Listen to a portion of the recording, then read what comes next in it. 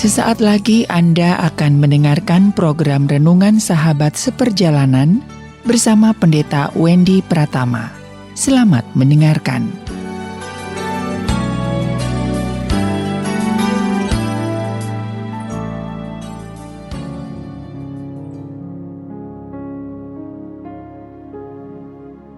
Selamat berjumpa kembali di dalam layanan audio Sahabat Seperjalanan. Hari ini adalah hari Minggu, 9 Oktober 2022. Tema renungan saat teduh kita dengan judul Dokter Kehidupan.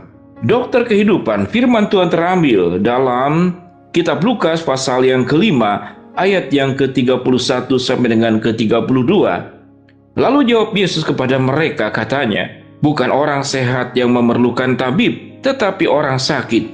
Aku datang bukan untuk memanggil orang benar, tetapi orang berdosa, supaya mereka bertobat." Mari kita berdoa. Bapa yang di dalam surga, kami boleh mensyukuri kami memiliki Allah, kami memiliki Tuhan, kami memiliki Sang Penguasa kehidupan, yaitu dokter kehidupan kami, di mana kami menjadi pribadi-pribadi yang disembuhkan, dipulihkan di dalam seluruh aspek kehidupan kami. Dalam nama Tuhan Yesus kami berdoa, amin. Shalom sahabat seperjalanan yang dikasihi Tuhan. Percakapan-percakapan tatkala diperhadapkan kepada penyakit-penyakit yang berat, itu seringkali didengarkan oleh sahabat seperjalanan. Bukankah kita seringkali mendengar percakapan-percakapan di antara pribadi dan di antara keluarga tentang dokter siapakah yang terhebat? Bagaimana seorang dokter yang hebat khusus menangani yang namanya itu adalah masalah jantung, menangani khusus untuk masalah kanker, menangani khusus untuk masalah kecantikan, menangani juga khusus untuk operasi plastik dan segala macam. Kita akan berbicara tentang dokter-dokter hebat. Tentunya bagi mereka yang punya dana, yang sangat leluasa, yang sudah secara finansial mengalami freedom, mengalami keleluasaan, maka tentu pilihannya akan semakin banyak untuk memilih dokter-dokter yang diharapkan dalam kehidupannya. Sahabat seperjalanan yang dikasihi Tuhan, namun kalau kita boleh mengambil sebuah kesimpulan bahwa semua dokter-dokter hebat itu pada dasarnya hanya akan memperindah, hanya akan memperlama, hanya akan memberi kesehatan yang lebih panjang, namun toh pada akhirnya tidak bisa melawan sebuah kodrat manusia, bahwa manusia pada akhirnya memang akan semakin renta, semakin tua, semakin tidak berdaya, dan semakin habis yang namanya fisik, di mana kita menggantungkan kesehatan kita kepada obat dan kepada dokter-dokter yang menangani akan kesehatan kita. Bagaimana yang disebut dengan dokter kehidupan? Siapa dokter kehidupan? Kalau kita lihat saudara di dalam dua ayat ini, Lukas pasal 5 ayat ke-31 sampai dengan ke-32. Lalu jawab Yesus kepada mereka, "Bukan orang sehat yang memerlukan tabib, tetapi orang sakit." Di sini berbicara bukan orang sehat yang memerlukan tabib, tetapi orang sakit.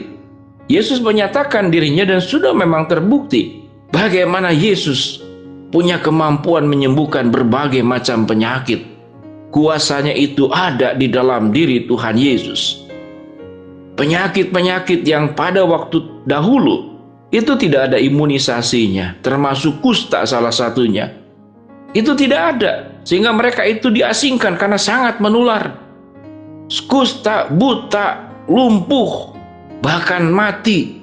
Tuhan mampu membangkitkan, memberikan umur tambahan buat orang-orang yang Tuhan mampu bangkitkan dan Tuhan pilih untuk dibangkitkan seperti Lazarus. Jadi Allah itu adalah Sang Penyembuh.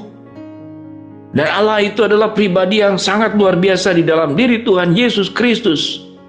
Dari mulai perjanjian lama sampai perjanjian baru, Kristus di dalam kealahan Tritunggalnya sudah berbagian melakukan mujizat demi mujizat, memberikan kecukupan kepada kita, memberikan kesembuhan secara khususnya adalah dokter jasmani.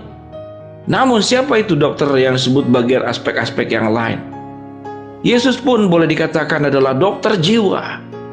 Orang yang putus asa, orang yang kemudian sudah tidak lagi punya semangat dalam hidup. Maka Yesus pun adalah dokter jiwa, selain dokter katakanlah dokter secara fisik, yang memulihkan orang-orang yang terpukul, yang terbuang, yang terhina. yang mengalami kepahitan demi kepahitan dalam hidupmu ini, Yesus adalah dokter jiwa. Dan Yesus adalah dokter yang menangani masalah yang paling mendasar dalam hidup manusia, itu dosa. Yaitu Yesus adalah dokter spiritual. Apa yang firman Tuhan katakan? Aku datang bukan untuk memanggil orang benar, tetapi orang berdosa, supaya mereka bertobat.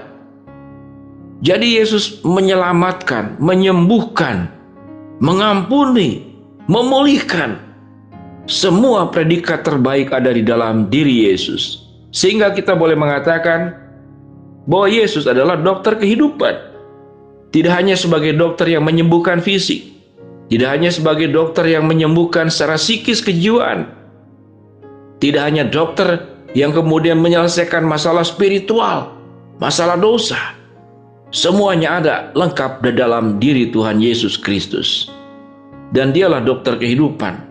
Namun tentu pada saat ini, kemampuan-kemampuan dan kuasa-kuasa yang datang dari Tuhan pun Tuhan titipkan kepada manusia dengan segala karunia dan keahliannya, yang memang semua keahlian dan karunia itu bersumber dari Tuhan. Ada orang-orang pandai yang Tuhan berikan kelengkapan, dan karunia yang berasal dari Tuhan itu dititipkan kepada dokter untuk menyembuhkan, dititipkan kepada guru untuk mengajar, dititipkan kepada orang-orang yang bergerak di bidang manajemen, bagaimana untuk melatih manajerial, organisasi, dan segala macam. Dan semua sumbernya adalah dari Tuhan sendiri sebagai dokter kehidupan. Kisah yang kita baca tadi dalam Lukas pasal ke-5, bagaimana orang Lewi yang disebut dengan si pemungut cukai yang bernama Lewi sedang duduk di rumah cukai, dan Yesus berkata kepadanya, "Ikutlah aku." Lalu berdirilah Lewi dan meninggalkan segala sesuatu lalu mengikut dia. Dan Lewi mengadakan suatu perjamuan besar untuk Yesus di rumahnya dengan sejumlah besar pemungut cukai dan orang-orang lain turut makan bersama-sama dengan dia. Orang Farisi ahli Taurat bersungut-sungut kepada murid-murid Yesus, katanya, "Mengapa kamu makan dan minum bersama-sama dengan pemungut cukai dan orang berdosa?" Disinilah keluar biasaan daripada Yesus. Tatkala manusia, yaitu ahli Taurat orang Farisi, memakai kehidupan berdasarkan ukuran status sosial tinggi, rendah, dan bawah atau tengah. Namun Yesus hadir sebagai dokter kehidupan yang hadir kepada tempat-tempat yang dianggap tidak layak oleh orang lain. Karena Yesus adalah dokter kehidupan yang tidak hanya menyembuhkan, namun dokter kehidupan yang mencintai, mengasihi, dan mau memberikan semua yang terbaik buat setiap sahabat perjalanan. Yesus adalah dokter kehidupan yang menyembuhkan segala sakit penyakit fisikmu. Yesus adalah dokter kehidupan yang memulihkan segala kepahitan, luka-luka yang ada di dalam jiwamu. Dan Yesus juga yang menyelesaikan dosa-dosa setiap kita masing-masing di atas kayu salibnya. Yesus memulihkan seluruh dosa-dosa kita, mengampuninya, membersihkannya, dan dibuangnya seluruh dosa-dosa kita ke tubir-tubir laut. Sedemikian sempurna Tuhan yang kita sembah, Tuhan yang kita percaya di dalam pribadi Tuhan Yesus Kristus sebagai dokter kehidupan. Sahabat perjalanan yang dikasihi Tuhan, marilah kita memberikan hidup kita sepenuh-penuhnya dipimpin oleh dokter kehidupan, yaitu Tuhan sendiri yang mencintai, mengasihi, memulihkan, menyembuhkan seluruh aspek hidup kita. Mari kita berdoa. Bapa yang di dalam surga, ya Tuhan, hamba-Mu berdoa buat sahabat perjalanan yang sedang mengalami sakit penyakit, Tuhan jamah sembuhkan. Sahabat seperjalanan yang sedang menghadapi masalah, Tuhan bukakan jalan. Sahabat seperjalanan yang sedang berdoa mengharapkan sesuatu dari Tuhan, Tuhan akan kabulkan sesuai dengan waktu, cara, dan kehendak-Mu. Dalam nama Tuhan Yesus kami berdoa. Amin. Shalom sahabat perjalanan yang dikasihi Tuhan. Biar hidup kita semakin dekat dengan Tuhan, karena di dalam pribadi Tuhan Yesus Kristus memiliki kelengkapan. Dialah Tuhan. Tuhan dan juga dokter yang menangani sakit fisikmu, dokter untuk menangani sakit psikis kejiwaanmu, dan dokter yang menangani sakit spiritual dan dosa-dosamu. Shalom, Tuhan memberkati kita semua. Amin.